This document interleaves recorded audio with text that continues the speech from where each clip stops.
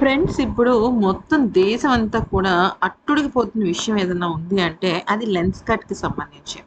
అయితే lens cut వాళ్ళు ఒక గ్రూమింగ్ కోడ్‌ని రిలీజ్ చేశారు. గ్రూమింగ్ గైడ్ అంటారు.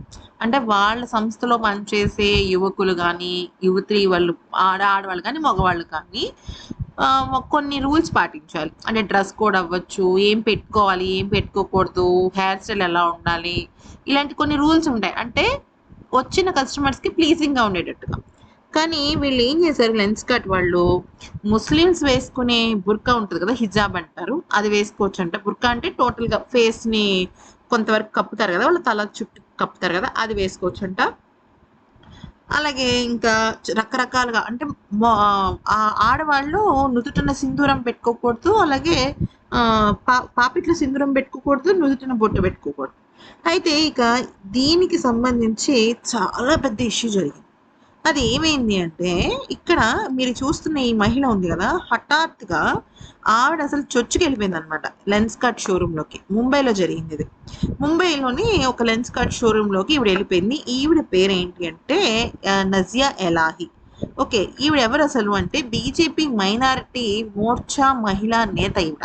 ఓకే. ఈవిడ మా బీజేపీ పార్టీకి సంబంధించిన ఆవిడ. ఈవిడ ముంబైలోని లెన్స్ కట్ స్టోర్‌కి వెళ్ళి అక్కడ స్టోర్ మేనేజర్ ఎవరని అడిగితే, నేనే మేడం ఆ స్టోర్ మేనేజర్‌ని అని ఆమె బదులిస్తే, నీ పేరేంటి అని అడిగింది.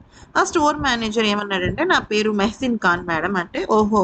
నువ్వు మెహసిన్ ఖాన్ కాబట్టి నీ దగ్గర పనిచేసే వాళ్ళందరూ కూడా ముస్లిమ్స్‌గా మారిపోవాలని అనుకుంటున్నావా నువ్వు? వచ్చిన కస్టమర్స్ కూడా ముస్లిమ్స్ అయితేనే చూపిస్తావా అంటూ ఆవిడ మాట్లాడటం మొదలెట్టింది.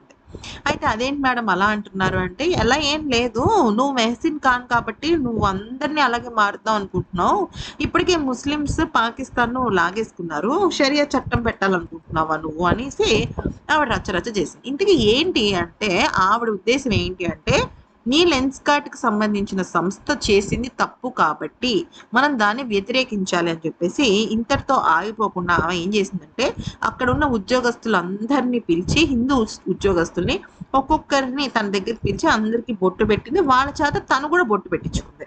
అంతే. అయితే ఇక ఇది కాస్త సోషల్ మీడియాలో బాగా రచ్చయిపోయిందనమాట. అయితే ఇలా రచ్చయిన తర్వాత ఈమెకు సంబంధించి చాలామంది చాలా రకాల కామెంట్స్ చేస్తున్నారు. ఏమనంటే ఏవండీ మీరిప్పుడు పిలిచి ఒక స్టోర్‌కి వెళ్ళి అక్కడ మేనేజర్‌ని తిట్టటం అనేది కరెక్ట్ కాదు. ఎందుకనంటే ఈ రూల్స్ ఆ మేనేజర్ పెట్టింది గాదు. ఆ సంస్థ ఓనర్ పెట్టింది. ఆ మేనేజర్ ఓనర్ చెప్పింది వినాలి గానీ తను చేసేయడానికి ఏం లేదు కదా! మీరు ఆ ఓనర్‌నే తిట్టుకుంటే బావుండేది. మీరు హిందువుల్ని పిలిచి బొట్టు పెట్టటము, వాళ్ళ చేత బొట్టు పెట్టించుకోవడం బావుంది పద్ధతి. కానీ మేనేజర్‌ని తిట్టాల్సిన అవసరం లేదు అని చెప్పేసి కొంతమంది మిక్స్డ్ కామెంట్స్ ఇస్తున్నారు.